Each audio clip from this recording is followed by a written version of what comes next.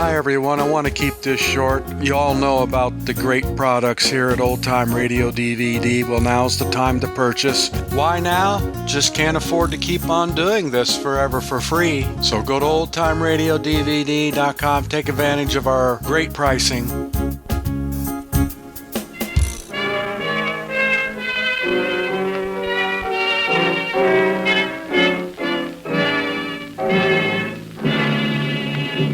Every week at this time, the makers of G. Washington's Coffee bring you a story from the Sherlock Holmes series of mystery dramas. This week's adventure is an adaptation of Sir Arthur Conan Doyle's story entitled The Final Problem. Remember as you listen to it that G. Washington solves your daily coffee problem just as surely as Holmes solves his famous mysteries.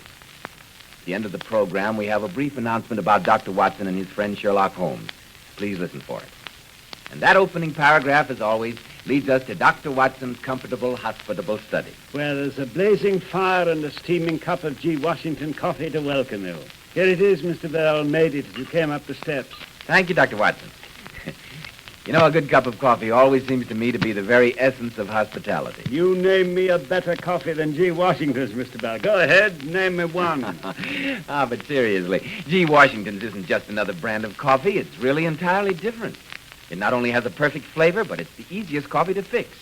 Just a teaspoonful in a cup, add hot water, and incidentally, you never make more than you're going to use, so that makes it economical, too. Right, Mr. Bell. Now, suppose I begin my story. Fine. What's it to be this time? How about another tussle between Holmes and Professor Moriarty? Excellent. Always gives me plenty of first-class shudders to meet that individual. Well, tonight's story deals with Holmes' efforts to break up one of his most unpleasant schemes, a racket, you'd call it today. And did he succeed? Oh, now, Mr. Bell, that's putting the cart before the horse. The affair began with a series of curious disappearances from St. Anthony's Hospital. Well, what disappeared, Dr. Watson? People or things? They were corpses, or perhaps I should say cadavers. Oh. No, before I go any farther, perhaps I should explain that St. Anthony's is a medical school and hospital combined. I myself took my course in anatomy and dissection inside its venerable walls. Sir Lionel Greatlake, the head of the staff, was an old friend of mine. We'd cursed our internship in the same hospital. But to make a long story short, I received a frantic communication from Sir Lionel begging me to persuade Holmes to come straight to the hospital. I remember that night perfectly. A particularly nasty pea super had settled down over London. Literally feeling our way, we crept along the embankment till we sensed, rather than saw, the grey walls of St. Anthony's looming up ahead.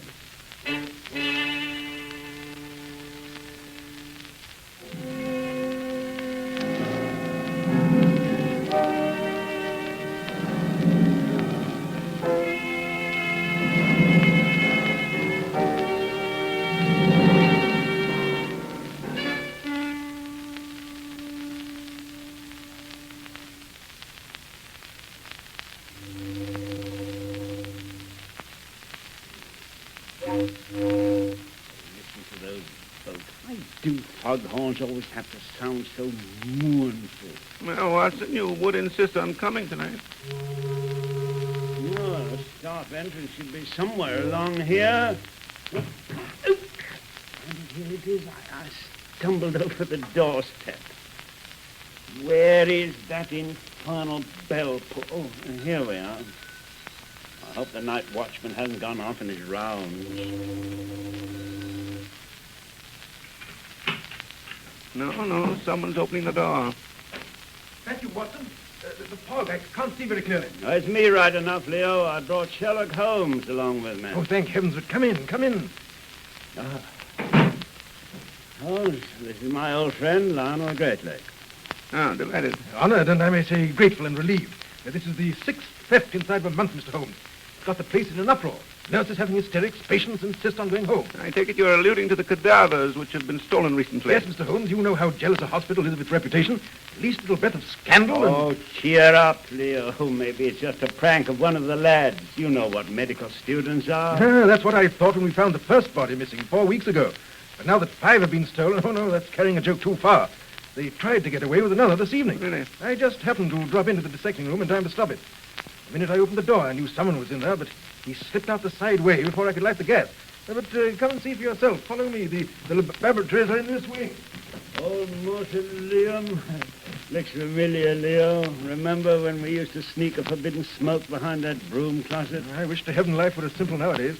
Deuced place is like a beehive, buzzing with suspicion. No wonder we've been able to keep it out of the papers. Here we are. Just 1 second till I unlock the door. That's it.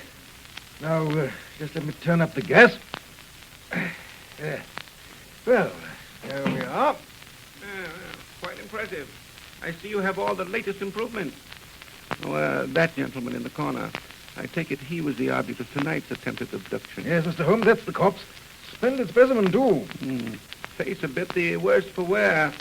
Otherwise, a splendid body. Yes, we were most anxious not to lose him. He must be fairly recent. I see there have been no injections of the preserving fluid. Quite right, Mr. Holmes. He died only this afternoon. And the other stolen bodies. They have been duly preserved, I suppose. Well, no. Now that you mention it, they were all stolen before being treated. Curious, eh, Watson? Well, I don't know. I suppose if you're going to be a body snatcher, you may as well take fresh ones. You'll pardon me if I rummage around a bit, Sir Lionel? Of course, of course. Yes, I can carry on my interrogations and my investigations at the same time. Okay, dear, my lens needs polishing. Now then, a male or female? What? The stolen bodies, were they male or female? Oh, male, all of them. You don't say. Interesting, eh, Watson? You mean you think the thief's a woman hater? Well, I wouldn't go so far as that. What age are the missing corpses? Oh, I don't know. Middling, I should say. Remarkably good lot of bodies, though. No marked defects, I mean. Here's a lad who's been careless about cleaning his instruments. Oh, that'll be Potter. Has some girl on his mind. Can't wait to get washed up and away. I see. And you found this specimen out here after the thief was scared off, huh? I take it the cadavers aren't usually left lying about. Oh, certainly not. They're kept in that long steel cabinet over there. Can't be too careful, you know. Have to be rats in a building as old as this. I'm here. How many people have keys to that cabinet, Sir Lionel? Oh, only Dr. Lacey. You may know him by reputation, Mr. Holmes. Hugo Lacey. He's our head surgeon and has charge of the classes in dissecting. Of course, brilliant fellow. I say, Leo, how's he coming along with his experiments in transplanting tissue? Can't say. Carries on most of his experiments in a little laboratory he's fixed up in his own lodgings. Never lets anything out till it's perfect. One of the cleverest surgeons in the country, Mr. Holmes. Magnificent touch. I could wish, however, that he was a better professor. No good at teaching, eh? No, it isn't that. It's his temper. He can be devilish nasty. And let him catch one of the lads with an instrument bent out of place. It's a phobia with him, Mr. Holmes. A place for everything and everything in its place. I trust young Potter sets his things to right before Lacey sees them. Oh, this is the door through which the thief escaped, I take it. Yes, I bolted it on the inside, as you can see. Well, that's that. I think I've seen all there is to see. Found anything, Holmes? Yes. There's what you might call an overabundance of clues.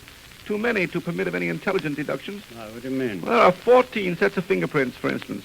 And in the dust, under that operating table alone, I found shreds of 5 different types of tobacco. Dear me, I'm afraid Mrs. Flutz is getting careless again. Oh, she's the cleaning woman, Mr. Holmes. Dr. Lacey is always complaining that she's inefficient. Well, Mr. Holmes, if you've finished your investigation, perhaps you can advise us how we should act in this matter. Now, before I do that, suppose we come to an understanding. Would you be satisfied merely to stop the thefts, or do you want to know who is responsible for the missing corpses? We must find out everything, Mr. Holmes. Who and what and how and why. A mystery of any kind is most demoralizing for a hospital. Well, in that case, we should do nothing further. Oh, but Holmes... We shall do nothing further tonight. But aren't you going to set a watch on If this we room? did, the criminal wouldn't show up. You may take my word for it, Sir Lionel. The man who has been stealing your cadavers is thoroughly acquainted with the workings of this hospital. Look here, Mr. Holmes. If we don't set a guard on this room, he may steal this body, too. I sincerely hope so. Well, no use making things too easy for him. At least we can put the body back in the cabinet. Unfortunately, that won't be possible. We can't open it. The cabinet has a spring lock. The thief slammed it after him. Oh, dear. What will Lacey say when he finds this corpse out here in the morning? Well, I don't think there's much danger of that, Sir Lionel. Really, Mr. Holmes, I'm disappointed. I must say I hoped you would be more helpful. Well, there's one thing we can do for you before we leave, eh, Watson? No, what? Well, we can make up for Mrs. Clutt's deficiencies. If you'll get us a couple of old rags, Sir Lionel, I think Watson and I can go over this room in no time. Holmes, have you gone out of your mind? Not at all, my dear Watson, not at all. It's most important that everything should be neat and tidy.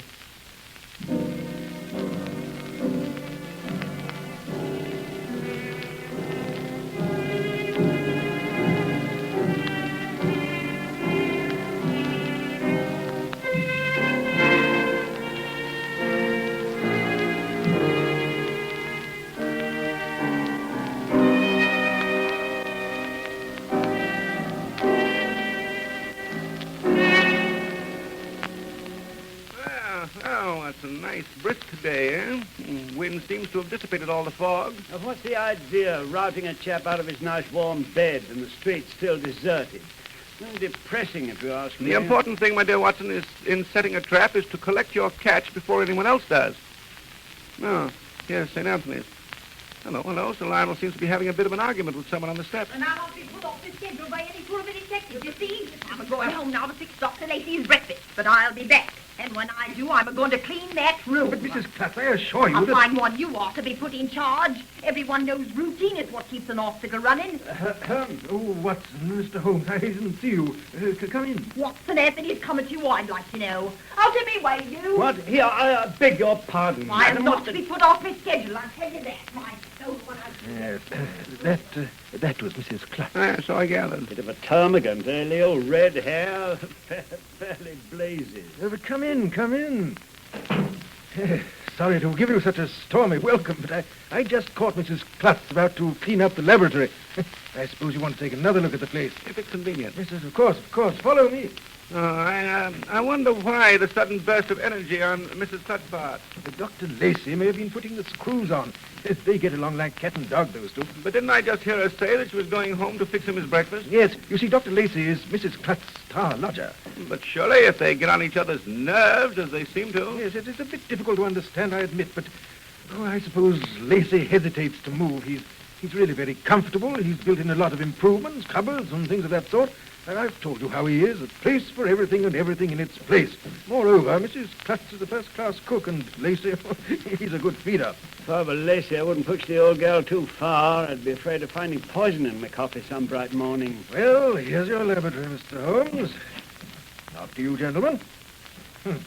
Looks about the same as it did last night. Well, I shall be able to judge better after I've gone over the place with my microscope. But you said yourself there were too many fingerprints and things. Well, why do you suppose I insisted on those rags last night, eh?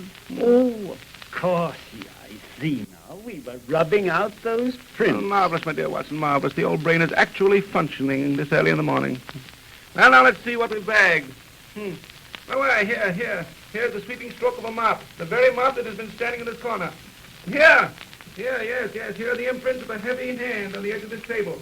Note the unusual whorls on the left-hand middle finger, like a question mark. Those must be Mrs. Clutz's fingerprints. She was just about to start dusting the table when I caught her. Yes, the prints on the mop and on the table are identical. Well, that seems to be all the evidence against Mrs. Clutz. I got her out as quickly as I could. Holmes, the corpse. It's gone. I wondered how soon you'd notice that. The corpse has been stolen. But what did you expect, huh? Sorry to contradict you, Mr. Holmes, but the corpse has been put back in the cabinet. Oh, indeed. Yes. As a matter of fact, it slipped my mind. I should have mentioned it sooner. Seems Dr. Lacey dropped in late last night and insisted on putting the cadaver back in the cabinet. Nothing the night watchman could say would dissuade him. I told you about his mania for order last night, Mr. Holmes. These are doubtless his fingerprints, then, here on the lock and around this panel of the cabinet.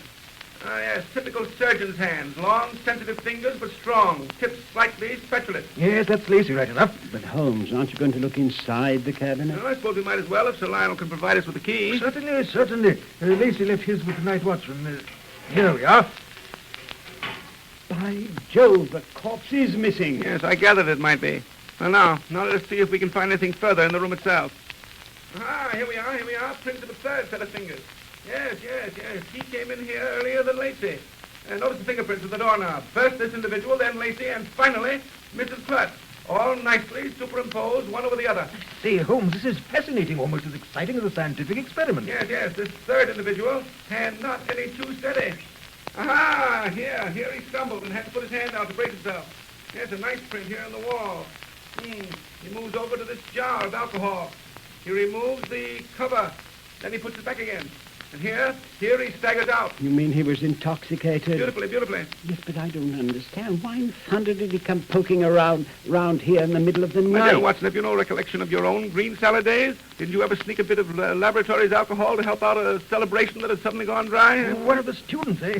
Any idea which one, Mr. Holmes? Well, I think I can make a guess, but I don't intend to. The boy isn't mixed up in this body snatching. The corpse was here when he left. His prints are under Lacey's on the doorknob.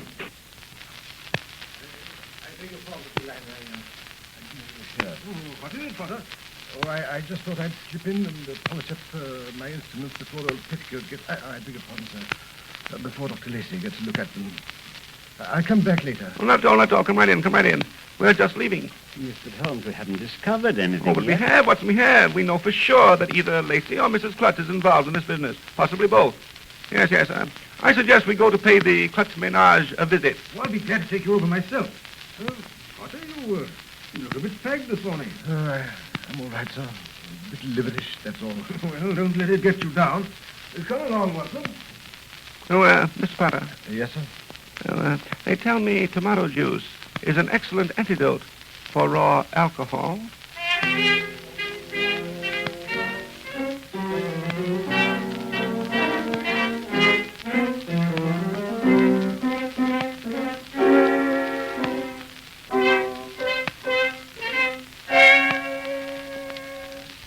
That's Mrs. Klutz's place over there, the house with the white shutters. Look at that crowd of people standing gawking out in front. I say, looks like something's happened. Yes. There's my favorite watchdog of the law, Inspector Lestrade of Scotland Yard, standing in the doorway looking important. Oh, hello, Lestrade. What's up, eh? Plenty. A woman by the name of Klutz has just murdered her lodger, Dr. Lacey. Well, I told you she'd do it someday. Any unusual details? No, open and shut case. First, she stabs him with a kitchen knife, then she throws the body, clothes and all, into a vat of nitric acid this bloke was keeping in his dressing room. Indeed. Any objections if I come in and take a look around? All right. But I tell you, this case is open and shut. But come in. Body's in first room, head of the stairs. It's not nice, but if you want to look, go ahead. I gotta stay here. Oh, thanks. What a vile odor. Chemical smell, plus something else. Oh, that'll be the acid. Look out. Stairs are dark. Holmes. Can you hear that noise? Like something bubbling and frying? Yes. That's the acid working on the body. Of course. That smell, it's acid and fat dissolving. Right. Yes, this must be the room. Oh, good morning, Jenkins. Good morning. Lestrade set you here to guard the body, eh? Yes, sir. This air, too. Oh, Jenkins, I think you might open another window. Get a draft through here. Yes, sir. And now, Watson, if you'll bring me that jug labeled olive oil, you may as well stop the action of this acid. You're right. Yes, sir. Pour it right into the tub. Mrs. Lestrade said the remains are not exactly attractive. I wonder, Sir Lionel, if you could bring yourself to identify Dr. Lacey. Oh, certainly, Mr. Holmes. I'm a medical man. I'm quite used to... Yes,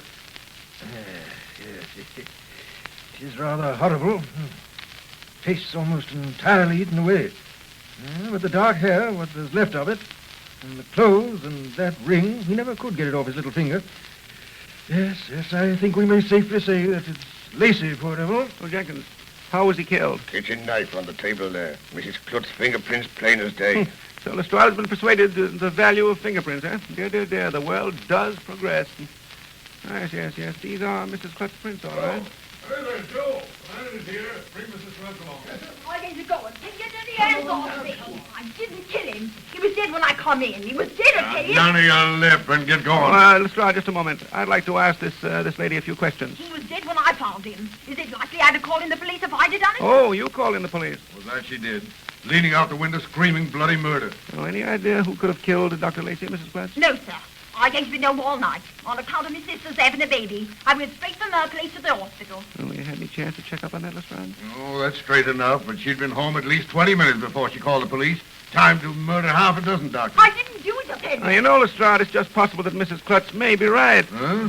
You see, it would take several hours for acid to dissolve the corpse as far as this. What of it? Her fingerprints are on the knife. That's enough for me. Hers and no one else's. And why shouldn't me fingerprints be on that knife? It's my own kitchen knife, ain't it? Well, that knife, suppose we look at it again. Now, what in blazes good? Notice the order of the fingerprints, for instance. Thumb and forefinger near the blade end of the handle. Now, suppose you take this pocket knife of mine and pretend to stab me with it. Now, this is just a lot of... all right. There, now, you see? Notice the way you hold it? Thumb against the outer end, little finger next to the blade. In other words, the grip for using a knife for kitchen work and for stabbing are exactly reversed. Dr. Lacey was not stabbed with this knife at all. It was put here by someone to incriminate Mrs. Klutz. Yes, but if she didn't do it, who did? Someone who wanted to get rid of her. You any idea who that could have been, Mrs. Klutz? No, sir. That I haven't. The only person mean enough to do a thing like this was that son of a gun, Lacey. And he's dead now, Lord rest his soul. Oh, dearie me, it's not bad enough having a murder in my own house and then losing my best lodger. But the police have to go accusing me on top of it all. Like as not, I'll never get another tenant for these rooms. Oh, dearie me. And all that is so much froth, my dear Mrs. Clutt, compared to the real danger you're in. What's that? The murderer. He's still at large, and he isn't exactly fond of you. I think I'll just drop in from time to time to make sure you haven't been murdered in your bed.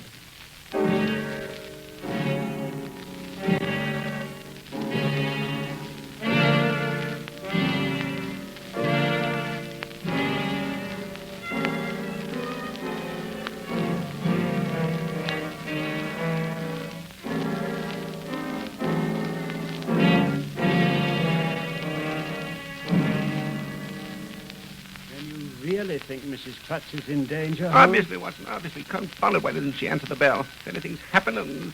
Oh, here she comes. Oh, good afternoon, gentlemen. Please to step inside. I'd have come to the door sooner, but I was upstairs cleaning out Dr. Lacey's suite. Would you believe it? I've got a tenant. You don't say. Well, does he know its history? Yes, sir, that he does, but he says he's not superstitious. Oh, how fortunate. What's he like? Well, he's a German. Professor or something. Come here to carry on some experimenting with Dr. Lacey. Dr. Lacey told me he was expecting him only last week. And so when he come asking for Lacey this morning, and I told him what had happened, right away he asked if Dr. Lacey's notes and instruments were still here. And when I said yes, he said he'd move right in and carry on where Lacey left off. Would you mind coming upstairs while I finish my work? Well, lead the way, Mrs. Clutch, lead the way. He's a nice-looking man, too. Blonde with a beard. He limps a little. Oh, it'll be a relief, I tell you, after that, Lacey. He was getting queerer and queerer going out at all hours of the night. I declare I was on the verge of telling the police to keep an eye on him more than once. Well, here we are. Just you sit on the sofa. Now what in the name of... Well, from what I can see out of the window, I should say that your new lodger has arrived. Saints preserve us. Excuse me, gentlemen, when I let him in. Holmes, don't you think we'd better be going? In a moment, Watson, in a moment. Plenty of time. This way, please. Look up at the turn of the stairs. Oh, my, ain't it hot. Oh, Mr. Holmes. This is Herr Gluck... Professor Gluckfeder, to befehl. How do you do? Delighted. Sorry you had to come all this way and then find your friend dead. He is no friend. He is what you call a colleague. Mrs. Clutch, the portmanteau on the bed, please. Yes, sir. Well, I know Mrs. Clutch will make her comfortable. I trust you had better luck than Dr. Come, Watson, come. We must be going. You see, Professor Gluckfeder, we were the detectives on this case. Don't you have found? Nothing, I'm afraid, nothing. These are my notes on the case. I'm really rather ashamed of them. Would you mind if I burn them here in your fireplace? Oh, not at all. Thank you. Oh, dear me. I don't seem to have a match. 1 moment, I'll get you some here in the drawer of this table.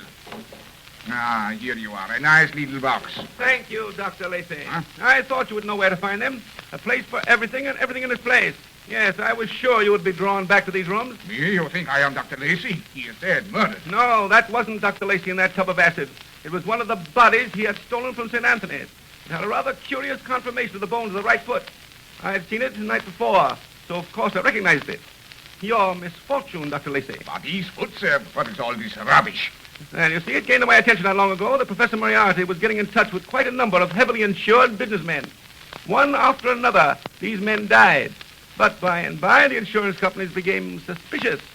I was told to investigate. I discovered that on several occasions, Professor Moriarty had called on Dr. Lacey. Dr. Lacey, who was experimenting with facial surgery.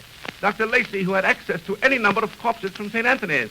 Well, in time, I began to suspect that Dr. Lacey was working on these dead bodies and transforming them so they would look like the gentlemen who wished to collect their insurance. Professor Moriarty made a handsome profit, I believe. Unfortunately, though, I couldn't prove my theory. It is crazy. No one would believe it. Oh, so I found. Then what good does it do you? Just this. When you're in prison, the whole scheme will fall to the ground. But I am not Dr. Lacey. You have no proof. There you are wrong, sir. This little matchbox which you just handed me contains all the proof that I need. On it is a set of fingerprints, which is identical with some on the cabinet door in the laboratory of St. Anthony's. And those fingerprints are known to be Dr. Lacey's. Holmes, it's magnificent. Elemental. Phenomenal. Elemental, my dear Watson, elemental. And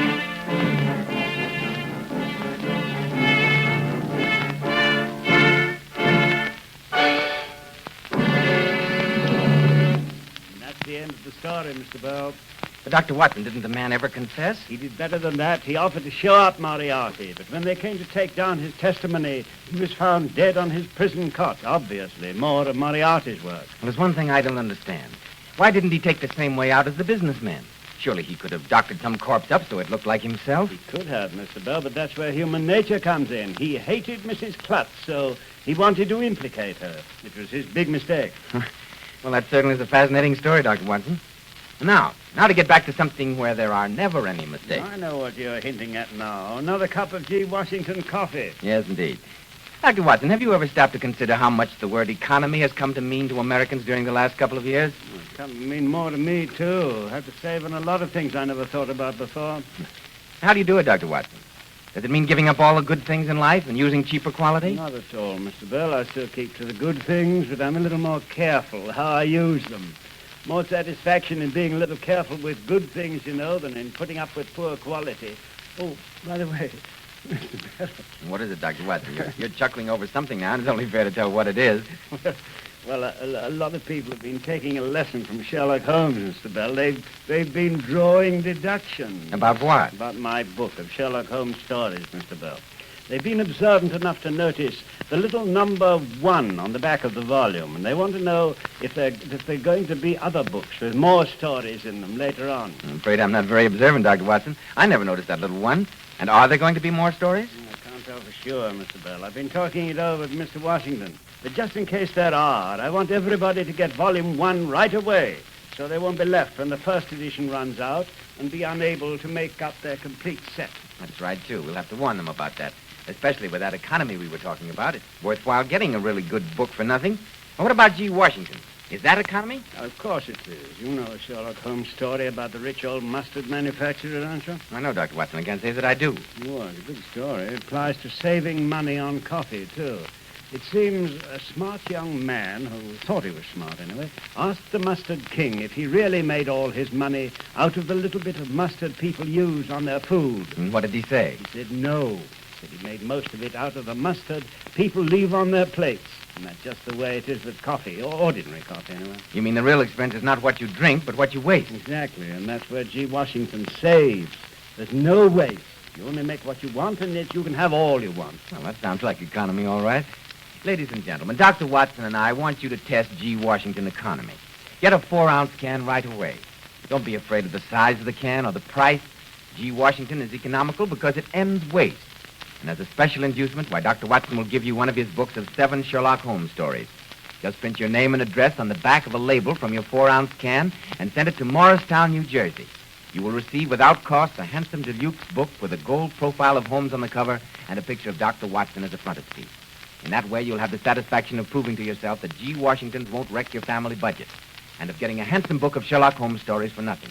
Please note down the address, Morristown, New Jersey, and send in that 4-ounce can label right away so you won't be left without Volume 1 if the good doctor persuades Mr. Washington to wish him Volume 2.